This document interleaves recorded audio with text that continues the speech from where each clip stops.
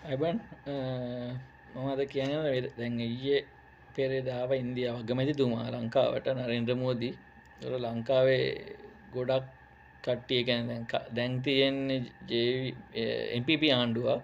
එතකොට ඊට කලින් හිටපු ආණ්ඩු වල කට්ටියයි ඒගොල්ලෝ ඔක්කොම මේ කියන්න ගත්ත දැන් මේ කියන්නේ දැන් Facebook එකේ එක දැන්වල කියන්න ගත්තා මේ ඉන්දියාව එන එක හොඳ නෑ වගේ විශේෂයෙන්ම පෙරටුගාමී එකෙන් යෙහූ කියලා තිබුණා ඉන්දියාව අගමැති එනකොට.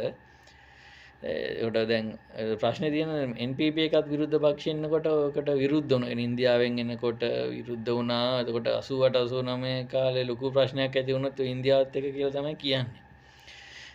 හැබැයි අපි පිළිගන්න ඕන දෙයක් තමයි මොන ආණ්ඩුව ආවත් කියන්නේ කලින් තිබ්බ ආණ්ඩු විදිහටත් දැන් NPP එක ආවත් කවදා හරි අවුරුදු 20කින් 30කින් හරි පෙරටුගාමී පක්ෂයේ ආණ්ඩුවක් ආවත් අපිට මේ අපි දකුණු ආසියාවේ රටක් විදිහට අපේ අල්ලපු රට වෙන ඉන්දියාව අත්හැරලා ඒ කියන්නේ ඉන්දියාව මග ඇරලා වෙන රටක් එක්ක යන්න බෑ. මොකද දකුණු ආසියාව දැන් බලවතා ඉන්දියාව.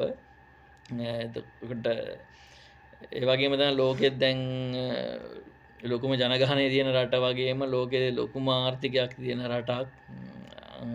ඒකට අවුරුදු 2-3ක් වගේ යනකොට මම හිතන්නේ ලෝකේ තුන්වෙනි දෙවෙනි තැන් වලට වගේ ඉන්දියාව. ඒ කියන්නේ ලෝකේ විශාලම ජනගහනය තියෙන දැන් ඉන්දියාව චීනේ නෙමෙයි. ඒ වගේම අපිට ඉතින් මේ ඒ වගේ රටක් අපේ අල්ලපු රට වගේ තියාගෙන අපිට ඉතින් කොහොමත් මේ ඉන්දියාව කියන රටම කරලා යන්න බෑ. ඒක විහිළුවක්.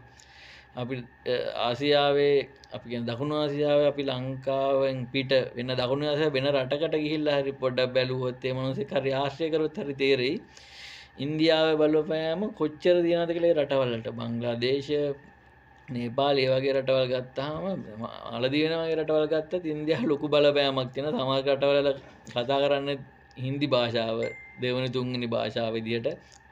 ඒ වගේ ලොකු බලපෑමක් තියෙනවා.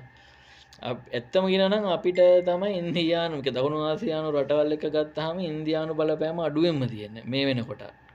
මොකද අපි දූපතක් හරි මොකද හේතුවන් නිසා වෙන්නේ නැති.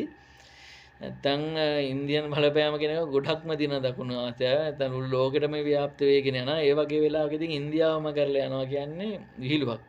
ඉන්දියාව වගේම චීනයත් මගරලා යන්න බෑ. විශේෂයෙන්ම ඉන්දියාව. ඉතින් අපි දැනගන්න ඕනේ ලංකාවට හානියක් වෙන්නේ නැති වෙන්න. ඒකට ලංකාවේ භෞමික අඛණ්ඩතාවයට එතකොට අනිසි බලපෑමක් ඇති වෙන්නේ නැති වෙන